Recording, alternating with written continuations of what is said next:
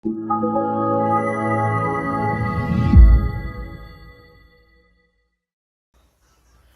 everyone, so I've been getting a lot more questions about, basically how I draw people. People been asking me, oh, how did you manage to draw people so fast? Or how do you draw the whole body so perfectly like that? Even though it's not perfect at first, I know it's not perfect at first, but, that's besides the point. They've been asking me about how I draw people, and the answer is always clear, it's always the same answer, um, gesture drawing. So today I wanted to get more into detail about what gesture drawing is and how it can benefit you as an artist, and how important it is when it comes to drawing people or figures or basically any type of thing that has some type of movement to it. So let's get to it. Now, gesture drawing is the basic lines that describe the movement of each part of the body. Now, keep in mind, movement is the most important aspect when it comes to gesture drawing. It's basically the whole point of gesture drawing. Each line shows an action which defines the pose or each part of the body that you're trying to define.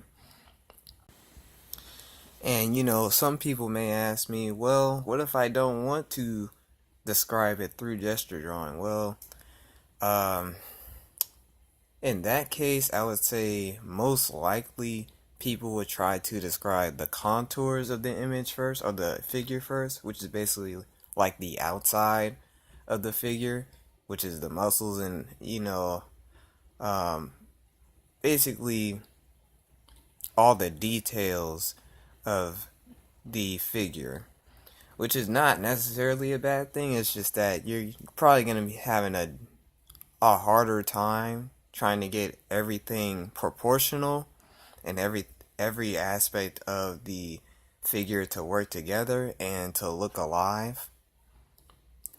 In my opinion, without figure drawing, your figure or whatever you're trying to draw would look a lot more stiff. It would look like it wouldn't be able to move. At least not in our world. So, that's why I think it's important to be able to draw gestures. I think it should be a part of fundamentals overall. So personally, the fastest way I've learned to gesture draw is through timed gesture drawing. Now, some people may not be ready for it at first. They may need to learn the concept, but once you know the concept of gesture drawing, it's best to start doing timed gesture drawings, which is basically like you would try to describe each pose through gesture drawing, and you would have a limited amount of time to do it, which is like maybe a minute or 2 minutes to 5 minutes or something like that. And, of course, as the time gets longer, you would have a better understanding of how to define the gesture.